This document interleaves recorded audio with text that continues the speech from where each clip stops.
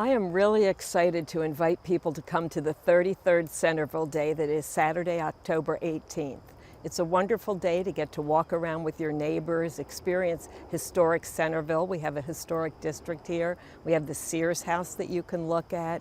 There will be a parade. It's just a great time to come out with the community, experience this historic district that has been saved and preserved.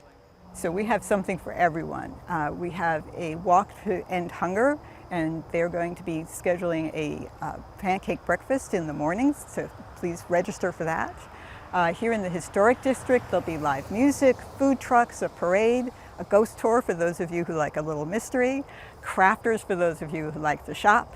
There'll be an eco expo, a safety expo. Pets in the Park will be back on stage, but they will also have a new pet village area.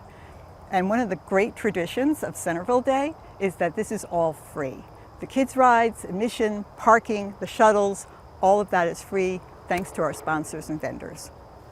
You can come to our website, centrevilleday.org, for information about how to become a vendor, how to volunteer, how to join our parade. Centreville Day is a really neat community event, and everyone's welcome. So we hope to see you there.